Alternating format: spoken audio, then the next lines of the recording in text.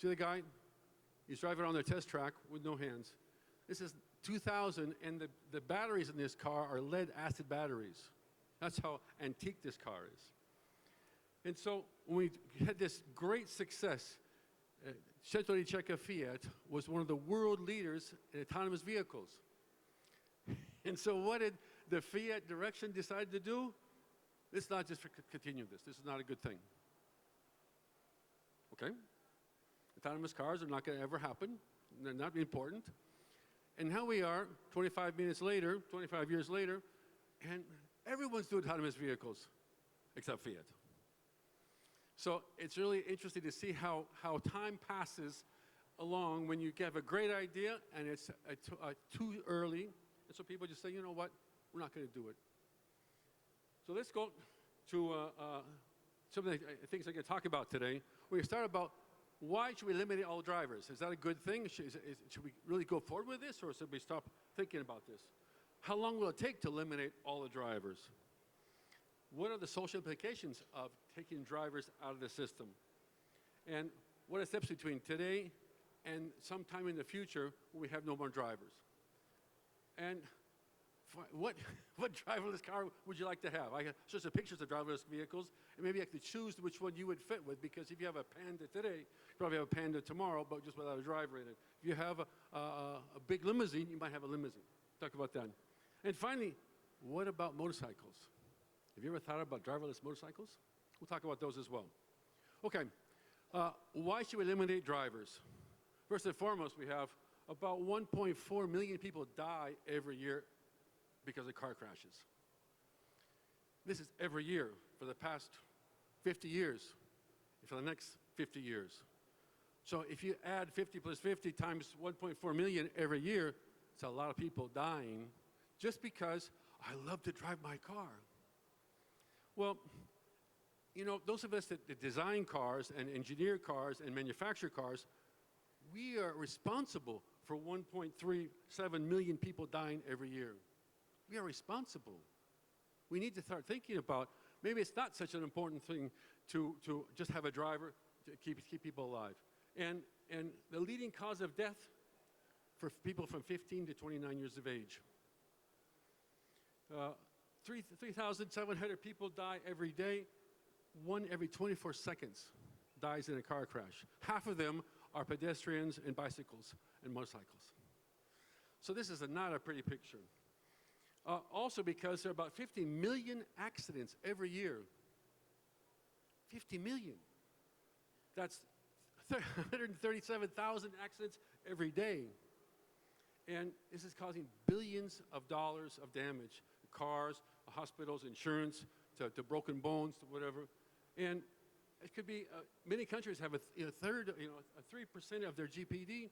The GPD is made up of just the cost of 50 billion accidents every year. And finally, congestion. How many of you come to every morning on the Tangenziale around Torino, and just boom. It's just Passo Duomo, right? It's just terrible to find this kind of rush hour traffic every single day. Drivers lose up to 132 hours a year of wasted time because of congestion. You need to find a way to eliminate these problems, and the only solution that I can see today by eliminating drivers. Okay, move forward. How long is it going to take to eliminate all drivers? Today we have about 1.5 billion cars in the world. 1.5 billion, all over the world. In China, in India, in America, and in Europe. So, to get rid of all those cars and substitute them with new cars, it's going to take more than a couple of years. Secondly, in this year, we're probably going to produce worldwide about 88 million vehicles, brand new vehicles. So those new vehicles are going to replace some of the old vehicles, and so there's going to be a turnover. That's okay, but only 10% of those vehicles, 10 million of those vehicles, are battery vehicles, or electric vehicles. And only 1% of those is going to have autonomous vehicles. So we have 1% of 1.5 billion cars produced every year. We can take hundreds of years of getting through this. So unless we have a really fast learning curve, we grow much faster. This is really going to take a long, long time to do this. So we're going to have to start calculating how we're going to get there and how long it's going to take. Okay, what are the steps from today to very few driverless vehicles in the world to tomorrow where all driverless vehicles are going to be in the world? Then we got level 2 lane keeping and things like that. I can use the car every once in a while, and the steering wheel, and I can let it go every once in a while, but that's the lowest level of EVs and AVs. Early obstacles, governments don't know what's going on, how to manage this. Technology is not ready yet, and certainly public opinion, I don't like that, I like to drive my car. So a lot of people are going against this system instead of helping the system go faster. In 2026 to 2036, we're going to start seeing more vehicles coming out with full autonomous. This is going to be the Ambrogio area. Remember Ambrogio from Ferrero Rocher? Just a languore, right? And Ambrogio is a perfect metaphor for a driver in your car who is not a physical driver, but he's talking to you. He knows the woman in the yellow dress. He knows everything about her, can anticipate her every need. He knows that languore means little chocolate balls. It's fantastic, right? So he's got a good notion about this is what AI is going to do for automobiles. He's going to have a person chatting with you in the car who's your chauffeur, but it's not physical chauffeur. So then we're going to have cybersecurity threats. Some of the very first autonomous vehicles traveling around with nobody inside it. It pulls up in front of a school or some rally, and it explodes. That's going to set back autonomous car driving development years and years. We're going to start using autonomous vehicles, level 5 autonomous vehicles, for threats and things like this. And we're going to have anti-hackers, and we're going to have lots of privacy problems. And there's going to be lots of issues to be developed in the early stages of development of this. We finally hit to be 2036 to 46.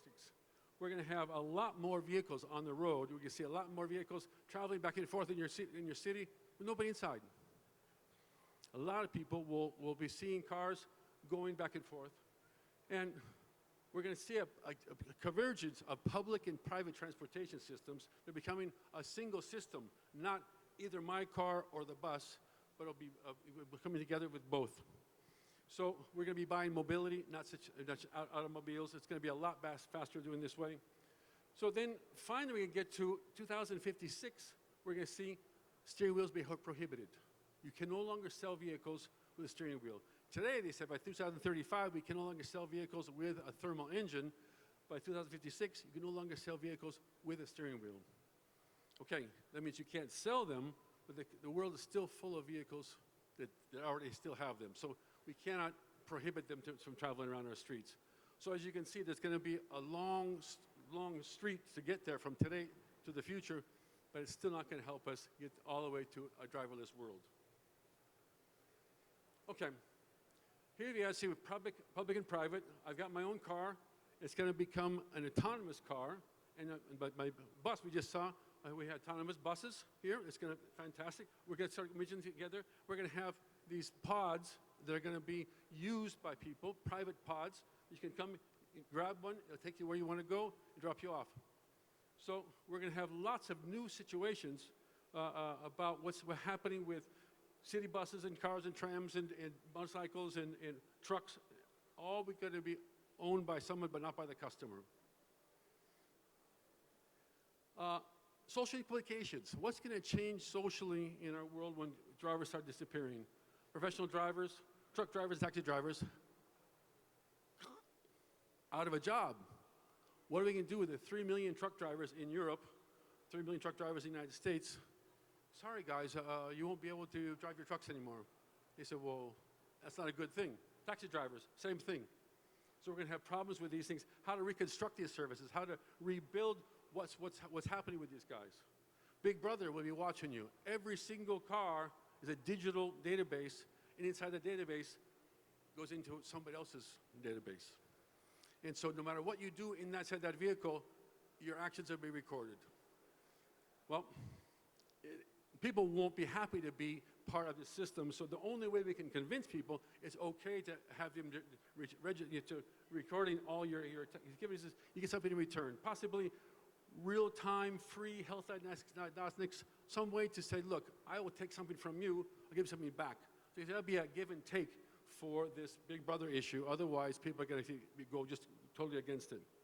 The final thing is artificial intelligence, swarm technology. We're going to find ways of having the V2X, the cars talking together, and they're all going to be best friends, and so they're never impossible to have any more traffic accidents, any more congestion, no more parking, no more traffic lights, no more traffic tickets, no more car insurance. Think about the world, no more car insurance. Very, very interesting opportunities here. So we did a project. What would I do in an autonomous truck if I want to leave the truck driver in the vehicle? He's going to have to load this stuff up and download this stuff on both sides of it. Might as well have him travel with it. So what is he going to do in the 6-hour trip from Denmark to Rome, or from Los Angeles to Mississippi? Well, he could have this full-size immersive screens inside the vehicle where he can start. Here is this guy. He's helping his daughter with his sort of homework every evening while he's driving across the countries, because we can do these with digital connections. You can do video games and shoot up the world. You can do all kinds of amazing things, because technology is going to be much more advanced for digital technology all around. So inside that cab will not be a steering wheel and a dashboard and a seat.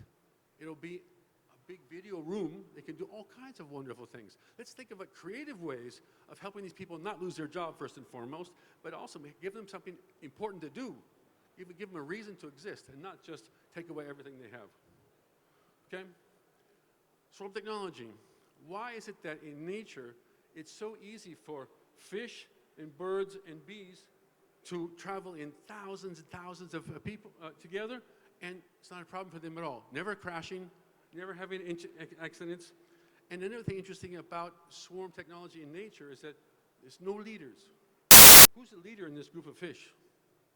They don't need leaders. Why is it that humans need leaders to do something together, but animals and fish and birds don't? So we're going to have our cars become like these groups of fish, and they will go in here in this traffic jam. They're going 300 kilometers per hour with 3 centimeters between each car. In total safety, in total efficiency, so we're going much faster through these freeways with no more traffic jams. So we're trying to find ways of using nature, mimicking nature, to help our cars be more efficient and certainly more safe. Artificial intelligence, is that a good thing or bad thing? Everybody's talking about AI now. We know that this is the buzzword. If you don't talk about it, you're nobody, so I'll have to talk about it as well. This is one of my articles I did for Quattro Rotte back in 2016. And we're about right here right now, this area. So narrow intelligence means like the same size of a rat's brain. That's what artificial intelligence is yesterday. We're getting up closer and closer to artificial general intelligence, which means one computer is the same size as a